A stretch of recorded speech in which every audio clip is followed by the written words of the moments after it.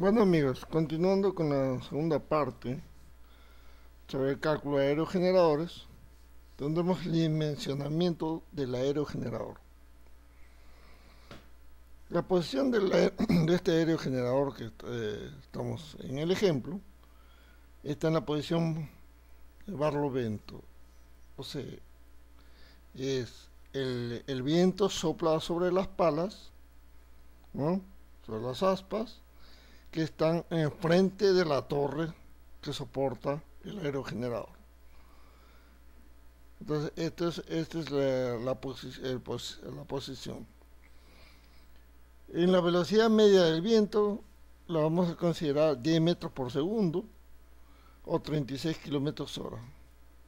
Como ya habíamos en la parte de encima, estamos mencionando, ¿no?, que metros por segundo es kilómetros hora entre 3.6 o metros por segundo por 3.6 o 3,6 nos va a dar kilómetros hora.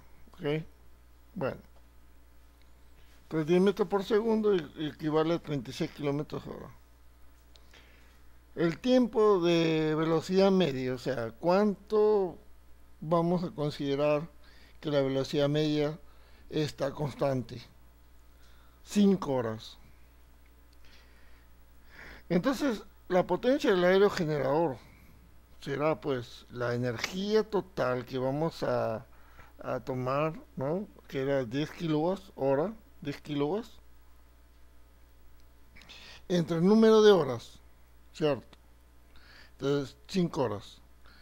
10 kilowatts hora entre 5 va a ser 2 kilowatts. O sea, con un generador que esté generando 2 kilowatts durante 5 horas, fornecerá pues una energía, suministrará una energía de 10 kilowatts hora.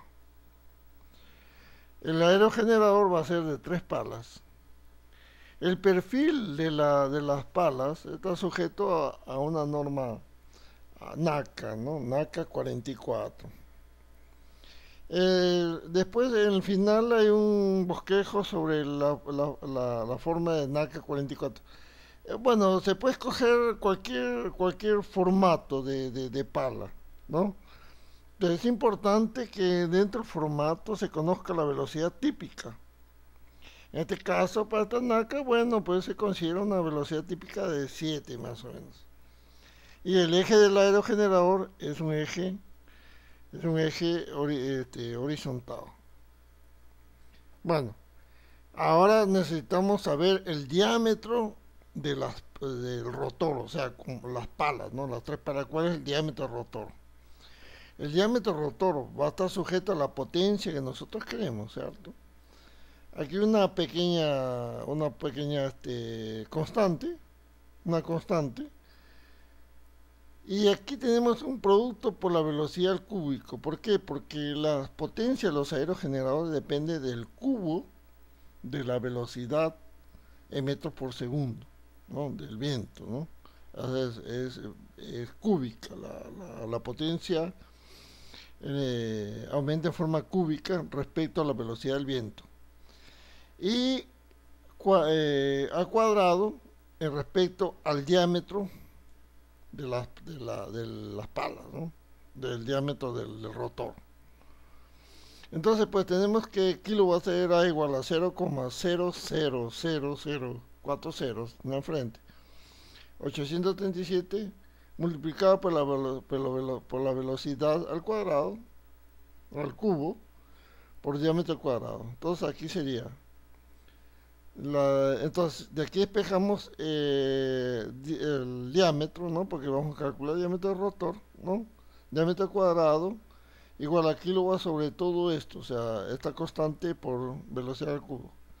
Entonces, si el diámetro cuadrado, entonces el diámetro sería raíz cuadrada, ¿no? Raíz cuadrada de potencia sobre este valor. Pues bien, de esto de aquí encontramos que el diámetro del rotor será 4 metros 9. Pero aquí viene el otro tema. Como habíamos visto en la parte anterior, la velocidad típica es 7, ¿cierto? ¿Qué significa velocidad típica en realidad? La velocidad típica va a equivaler al valor de la parte de la periferia, ¿no? Bueno, de la parte periférica de las palas, ¿no? La velocidad de la pala, ¿no? Entonces, sería 7 veces la velocidad del viento, ¿no? La velocidad del viento de 10 sería 70 metros por segundo. Está en la punta de la pala, ¿cierto? Si es 70 metros por segundo, entonces, ¿qué significa? Que la pala va a rotar 70 metros por segundo y el centro de las palas, que es la rotación, ¿no? Vamos a darla en revoluciones por minuto. Esas revoluciones por minuto, en función del diámetro, pues calculamos aquí de esta forma y hallamos que el rotor va a trabajar a 272,84 revoluciones por minuto, ¿cierto? Entonces, esto es importante, porque ¿qué sucede?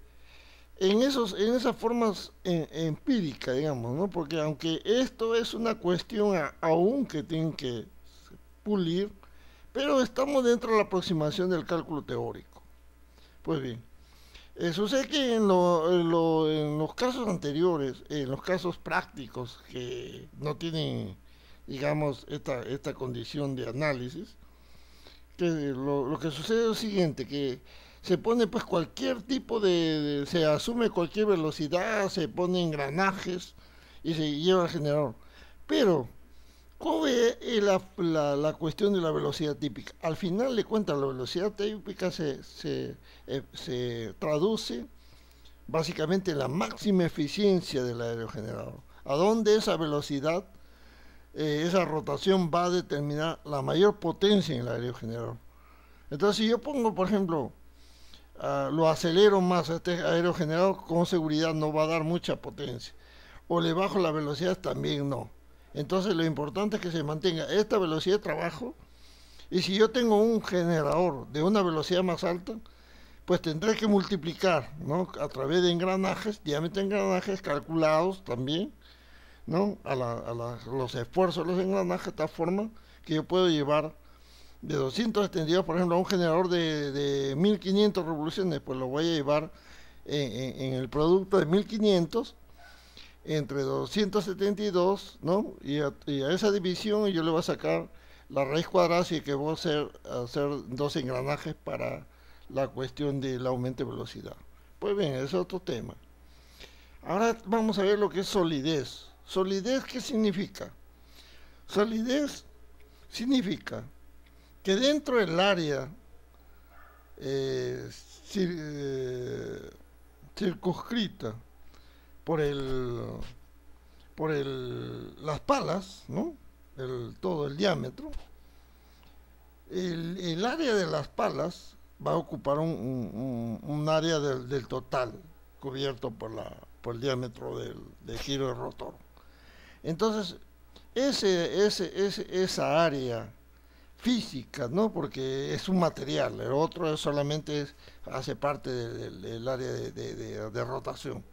Entonces, eso se va a denominar el grado de solidez. Y esa solidez se da, más o menos fluctúa de 7 a 20%, pero vamos a especificar aquí 12%. Entonces, el 12% del área total barrida va a ser igual, en este caso, a 1,85 metros cuadrados de área de palas. Pues bien, nosotros ya tenemos las palas, ¿no? Las palas, el área total de las 3 palas, o sea que vamos a tener que dividir entre 3 para sacar el área de cada pala. Bueno, ya tenemos la velocidad, o sea, la rotación, ¿no? Ya tenemos el diámetro, ya tenemos la potencia, ya tenemos el área de las palas. Entonces nos falta ahora llevar esa fuerza, esa capacidad energética, ¿no? A transmitirlo pues a los elementos de generación. Para eso necesitamos de un eje, un árbol, ¿no? Un árbol. Y ese árbol tiene una dimensión.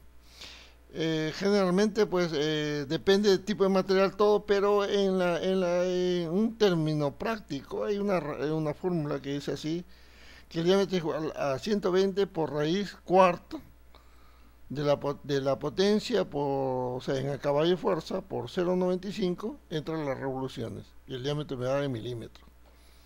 Entonces, por ejemplo, en este caso, de 2 kilowatts, que es igual a 2 caballos y medio, ¿no?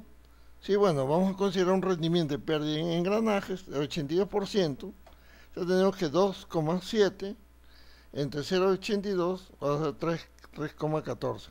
Entonces vamos a considerar 3,14 como potencia en caballos para la fórmula. Entonces el diámetro será 120 raíz cuarta de 3,14 por 0,95 entre 272,84, que son revoluciones, me dará un diámetro de 38,80 milímetros.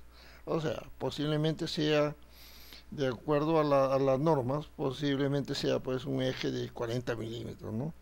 40 milímetros de diámetro. Entonces sería el eje principal. Pero aquí también viene, entonces si ya tenemos el eje, pues ahora entraremos en los piñones tendrán también un diámetro o una característica mecánica para transmitir los esfuerzos, pero sabiendo pues ahora que el otro eje que va a soportar el otro piñón también va a ser mayor velocidad, entonces lógicamente que el diámetro va a ser menor, ¿no? Y se va comenzando a calcular todo para llevar. Al final de cuentas, vamos a llevar el torque transmitir el torque al motor, al generador. Pues bien, aquí viene otro tema, el ángulo de ataque de las palas, ¿no? El ángulo del ataque de las palas quiere decir que las palas tienen que rotar sobre el eje que está soportado. O sea, son tres palas que después vamos a ver el gráfico. Ellas tienen que rotar en el eje, ¿cierto? En el eje. Cuando ellas son casi paralelas, casi, digamos, paralelas al área de rotación, ¿no? Y perpendicular, casi perpendicular a la presión del viento, a la dirección del viento que llega, digamos, forma perpendicular, entonces la pala, el ángulo de ataque básicamente es, como decía, es cero. Conforme le va variando, el ángulo de ataque va aumentando. Y cuando el ángulo de ataque es mayor, él tiende a lo que se llama a pérdida, o sea, comienza con un ángulo de ataque grande porque él primero trabaja en baja velocidad, ¿no? Y una vez que le va comenzando a rotar, ahora se va disminuyendo el ángulo de ataque y se va acelerando, ¿no? Se va acelerando, él va aumentando de velocidad. Entonces, ¿pero qué resulta? Él no puede aumentarse de velocidad porque la velocidad va a depender también de la cantidad de viento, ¿no? La cantidad de viento y la carga. Entonces, es importante que exista un sistema, digamos, por decir así, hidráulico, un sistema centrífugo, que él mantenga, pues, si el rotor está girando a mayor velocidad, la pala, pues, disminuye, aumenta el ángulo de ataque para evitar aceleraciones, ¿no? Aceleraciones peligrosas. Pero en fin, y también al final de cuentas, también un frenado, ¿no? Porque ya si viene pues un huracán ahí, entonces él debe desconectarse. Pero eso ya por eso que también eso van a tener que investigar para ver una cosa mejor, ¿no? Ya aquí como estoy dando, solamente quiero para enfocar algunos problemas que se pueden prestar en esos casos prácticos.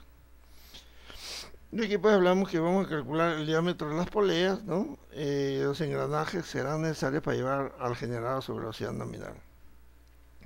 Y el generador será de 4 kilowatts, 48 voltios, ¿no? 48 voltios.